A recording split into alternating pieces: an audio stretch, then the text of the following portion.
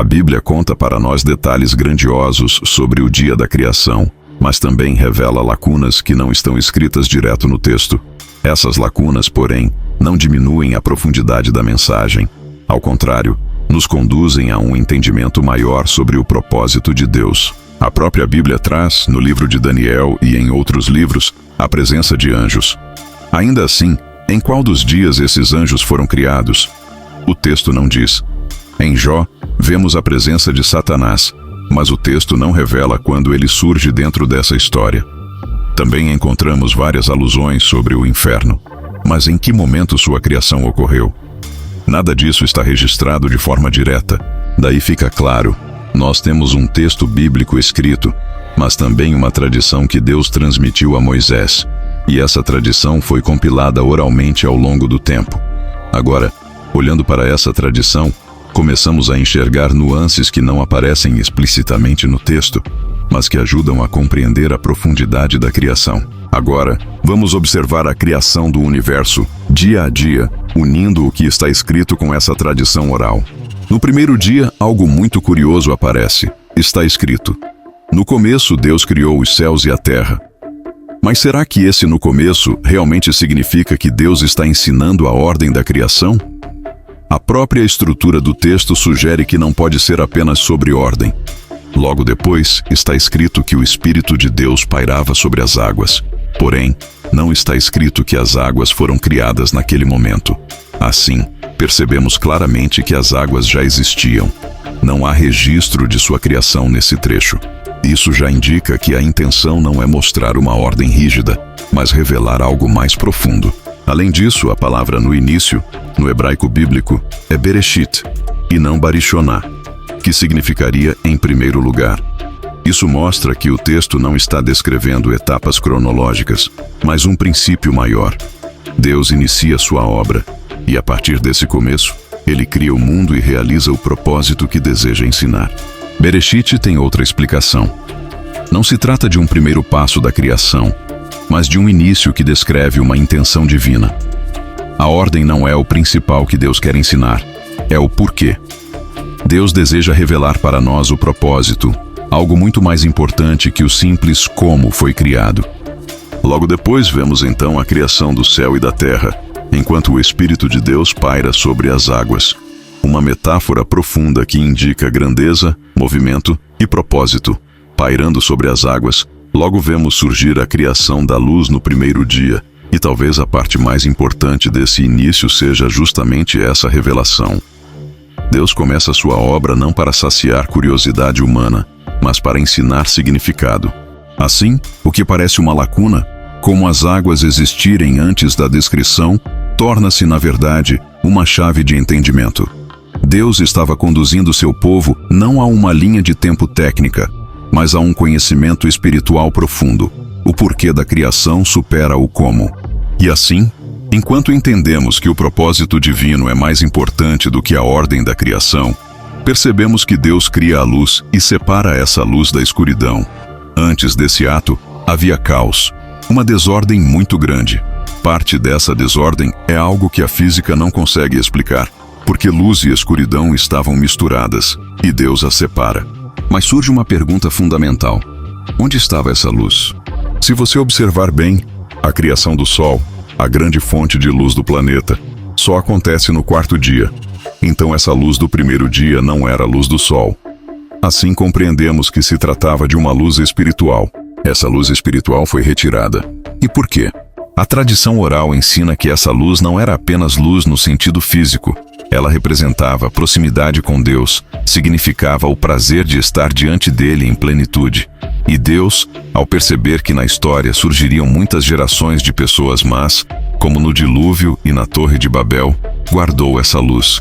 Ele a criou, a separou e a preservou para ser revelada novamente no final dos dias.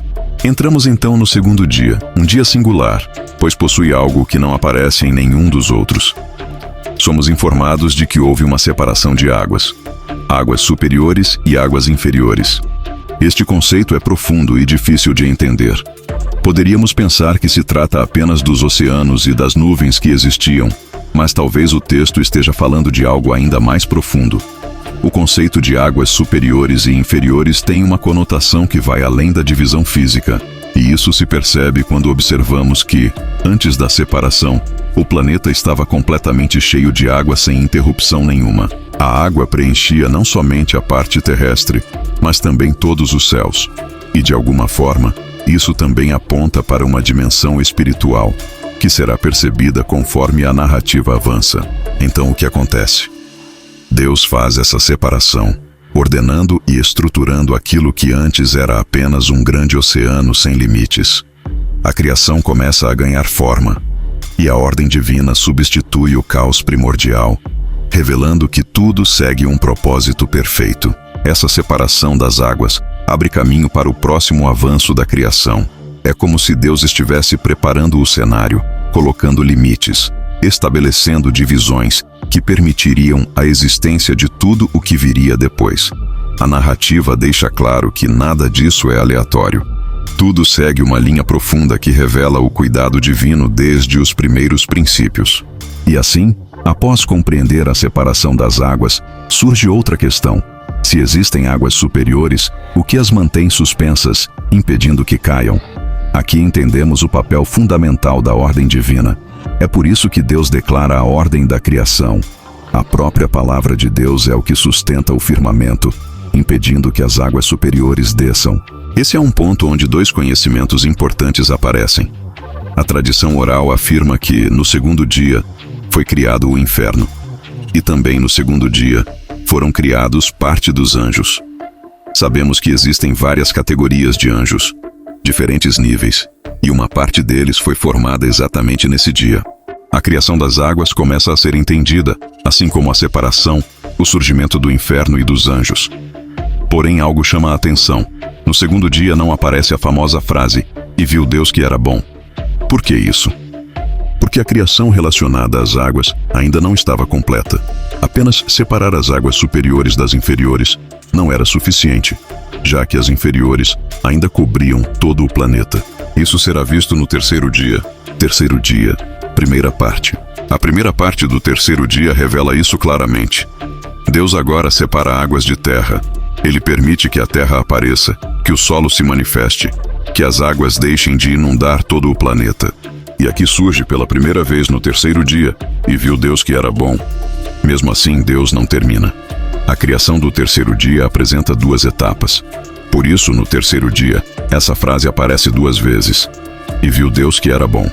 A tradição oral chama o terceiro dia de o dia da bondade de Deus em dobro. Por esse motivo, muitos guardam esse dia para realizar determinados propósitos importantes. Casamentos na terça-feira, por exemplo, seguem essa tradição, por ser um dia marcado por dupla bondade. Terceiro dia, segunda parte. A segunda parte da criação do terceiro dia é quando Deus cria a pastagem. Agora a terra, antes encoberta pela imensidão das águas, passa a ter vida surgindo de sua superfície. A criação vai ganhando forma, beleza e propósito, sempre seguindo a ordem divina, que é perfeita e intencional. E depois da criação da pastagem, Deus também cria as árvores. Mas aqui surge um detalhe extraordinário. Quando Deus cria as árvores, está escrito que ele criou árvores frutos. Entretanto, no momento da criação, o texto diz que ele fez árvores que dão frutos. À primeira vista, parece a mesma coisa. Mas quem conhece o hebraico bíblico percebe que não é. Quando se diz árvore fruto, isso significa que a própria árvore, a própria madeira, possuiria o sabor do fruto. Assim Deus fez. No entanto, de forma metafórica, a árvore não cumpriu o mandamento divino. Em vez disso, ela passou a ser apenas árvore, e somente o fruto passou a ter o sabor que deveria estar também na madeira. Por isso, após o pecado original de Adão e Eva, encontramos que a terra foi amaldiçoada, e agora surgem espinhos e ervas daninhas. Mas então surge a pergunta: o que a terra fez? A tradição oral explica que o pecado da terra começou exatamente aqui, quando ela não cumpriu o mandamento dado na criação. Quarto dia. No quarto dia, vemos algo muito conhecido, porém com detalhes que merecem atenção. Foram criados o sol, a lua e as estrelas. Mas aqui existem duas curiosidades profundas. Primeiro, no texto, Deus diz que criou duas grandes luminárias. Mas depois está escrito que a luminária menor, a lua, ficou menor. Isso porque a tradição explica de forma metafórica que a luz reclamou do seu papel. E então Deus respondeu: você está reclamando? Então você será menor. Se você não aceita seu papel, se reclama de não brilhar igual ao outro, então ao invés de ser mais, será menos. Por outro lado, para equilibrar isso, Deus colocou as estrelas durante a noite.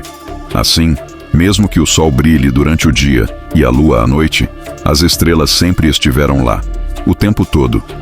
É apenas o ciclo do dia que determina quando se tornam visíveis. Ao mesmo tempo, quando observamos a palavra luminárias no hebraico bíblico, vemos outro detalhe. Em vez de aparecer escrita de forma completa, ela vem com a letra Vav, formando Meorot. Mas quando está escrita sem o Vav, pode-se ler Meerat, que significa maldições. Esse detalhe linguístico indica uma dimensão espiritual e simbólica dentro da criação do quarto dia, algo que envolve luz, ciclos, propósito e também responsabilidade. No quarto dia, ainda há outro detalhe importante. A tradição menciona que existe uma certa maldição associada à quarta-feira. E por quê? Porque a criação do sol, da luz e das estrelas acabou levando muitas pessoas, ao longo da história, a praticarem idolatria, adorando o sol, venerando a lua e exaltando as estrelas. Aquilo que foi criado para iluminar passou a ser objeto de adoração, fruto do mau uso do livre-arbítrio.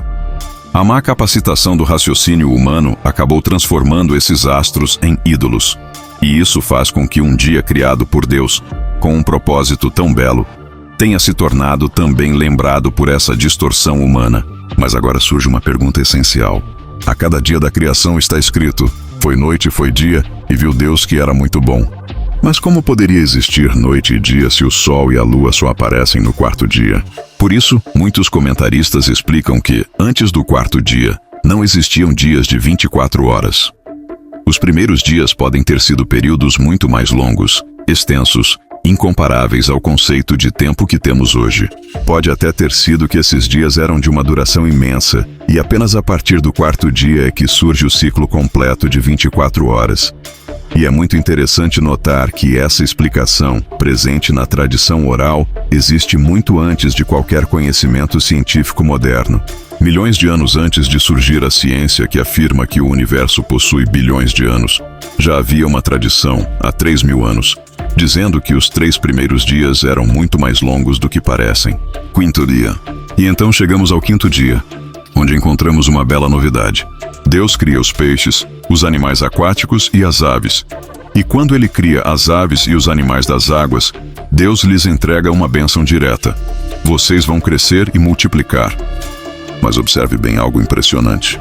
Quando Deus cria os animais terrestres, os elefantes, os leões, os cães e todos os animais que conhecemos, essa mesma bênção explícita não aparece escrita da mesma forma.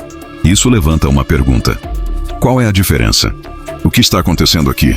Por que a bênção da multiplicação aparece para aves e peixes, mas não é mencionada da mesma forma para os animais terrestres? Essa pergunta prepara o terreno para um entendimento mais profundo sobre o sexto dia, algo que veremos na próxima parte.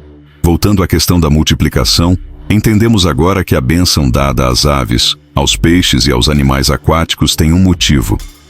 Eles são frutos da caça e servirão de alimento. Por isso, é fundamental que se multipliquem abundantemente.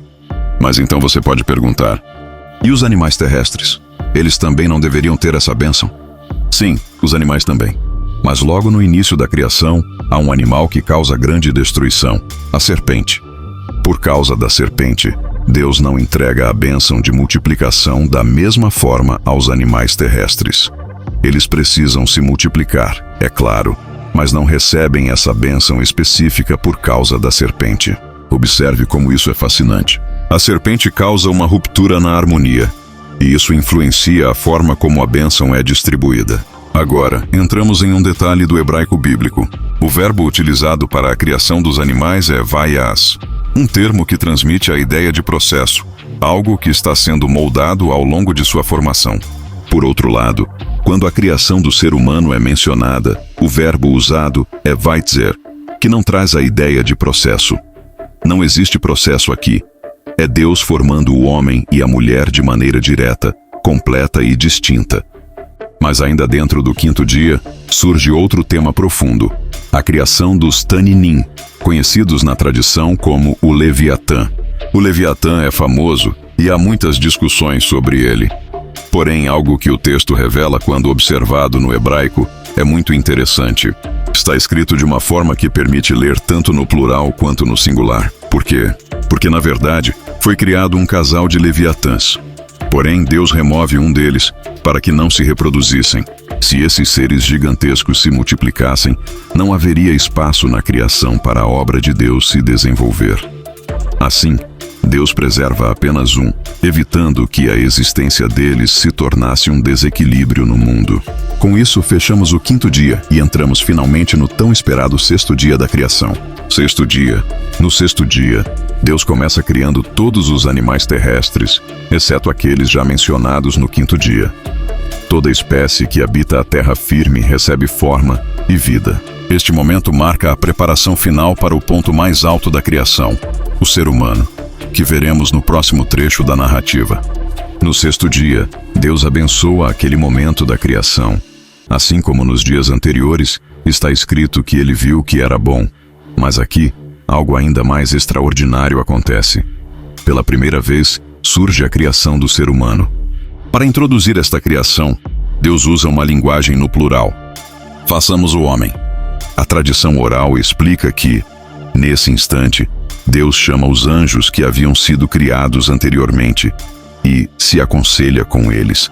Não porque Deus precise de conselho, mas para mostrar que essa criação seria a mais importante de todas. Isso demonstra também que haveria interação entre seres humanos e anjos ao longo da história. Deus inclui os anjos nesse momento para evidenciar a grandeza dessa obra, justamente porque o ser humano teria um papel único na criação. É por isso que está escrito: façamos o homem, e não farei o homem. Esse plural indica a importância e o impacto dessa criação. E ainda dentro do sexto dia, vemos que Deus cria o homem e a mulher à sua imagem. Mas o que significa exatamente ser criado à imagem de Deus? A tradição mostra uma alusão profunda. A criação do homem e da mulher foi feita juntos, como se fossem um só corpo. É por isso que, quando olhamos o capítulo seguinte, pode parecer que primeiro existia o homem e depois a mulher. Mas essa aparente diferença é explicada. Originalmente, homem e mulher estavam unidos. A tradição oral explica que o ser humano foi criado como um único corpo com duas faces. O homem voltado para a terra e a mulher voltada para os céus, representando diferentes aspectos da criação, mas unidos em essência. Mas há algo ainda mais profundo. A imagem de Deus não se refere a uma forma física, e sim à capacidade que o ser humano carrega, o livre-arbítrio. O homem é o único ser da criação capaz de decidir entre o certo e o errado. Ele possui consciência, moralidade e a capacidade de construir ou destruir, de aproximar-se de Deus ou afastar-se. Ele também tem a habilidade de se comunicar com o Criador e até de receber mensagens divinas, como acontece com profetas e profetisas. Isso coloca o ser humano em um nível acima de toda a criação animal e espiritual. Um ser que pode dialogar com o alto, compreender o sentido de sua existência e agir conforme sua escolha. Por isso Deus diz que o homem possui um status especial, acima da criação, porque carrega dentro de si essa centelha da liberdade, a capacidade de escolher. Depois de falar sobre o homem e a mulher, Deus declara que toda a criação estará sob o domínio do ser humano. Isso não é pouca coisa. É um título de responsabilidade e honra. A expressão usada para imagem é tzelem. Muita gente traduz como se fosse corpo, mas isso está completamente errado. No hebraico bíblico, tzelem não é corpo, é imagem. Até a palavra sombra está ligada à mesma raiz. E por quê? Porque a sombra não é a pessoa, não é o corpo da pessoa. Ela é uma forma que sai da pessoa, uma projeção dela. Da mesma forma, o ser humano também carrega algo que sai de Deus, uma espécie de reflexo espiritual. Ele tem algo de divino. Por um lado, o ser humano é formado da terra. Por outro, Deus sopra dentro dele o Espírito Divino. Assim, ele carrega dentro da alma uma parte, em linguagem humana, entre aspas, que podemos dizer que vem de Deus. Por isso, o ser humano é diferente de toda a criação. É aqui que ele recebe o título especial de ser criado à imagem de Deus. E por ser tão elevado, a narrativa diz novamente que Deus viu que era muito bom. Foi noite, foi dia, e assim se fecha o sexto dia. Mas o texto hebraico faz uma diferença sutil e profunda. Em todos os outros dias está escrito quinto dia, quarto dia, terceiro dia. Aqui, porém, está escrito o sexto dia, com um destaque especial. Isso mostra que o sexto dia é visto como o dia mais importante da criação, o dia em que o ser humano, com seu espírito, sua liberdade e sua imagem divina, é colocado no centro do projeto de Deus. O ser humano é, ao mesmo tempo, pó da terra e portador de algo divino. Ele é a ponte entre o céu e o chão, entre o invisível e o visível, entre o eterno e o tempo. E assim se encerra a obra da criação, luz que nasce no meio do caos, separações que trazem ordem, dias que se estendem como eras, criaturas de todos os tipos, e por fim, o ser humano, chamado a governar, cuidar, escolher e refletir a presença de Deus no mundo. Toda essa história da criação não é apenas sobre o passado, ela fala de você. Talvez a sua vida hoje pareça como aquele começo. Sem forma e vazio, caos, confusão, águas misturadas, dias que você não entende, noites em que você não vê sentido. Mas desde o primeiro dia, Deus mostrou que Ele é capaz de trazer luz antes mesmo do sol existir. Isso significa que a luz que você precisa não depende das circunstâncias. Ela começa dentro de você, na parte divina que Deus soprou na sua alma. Você não é apenas terra. Você não é apenas resultado dos problemas, das lágrimas, dos erros ou da história difícil que viveu.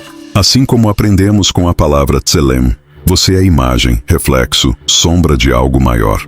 Você carrega uma porção de espiritualidade, capacidade de escolher, de recomeçar, de dizer: hoje eu não fico preso ao caos. Hoje eu começo um novo dia. Pode ser que você esteja vivendo um segundo dia, aquele em que não está escrito "e viu Deus que era bom". Mas isso não significa que Deus te abandonou. Significa que a obra ainda não está pronta. Deus continuou criando até o sexto dia, e Ele continua trabalhando em você. Então, em nome dessa história da criação, eu quero te lembrar: você tem um valor que vem do alto. Você tem um propósito que vai além do que os outros veem. Você tem a liberdade de escolher um novo caminho, mesmo depois de muitos erros.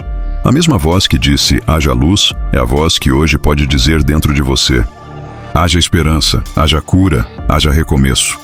Não desista. O seu sexto dia, o dia em que você percebe quem realmente é em Deus, ainda pode estar chegando. O caos não é o fim da história.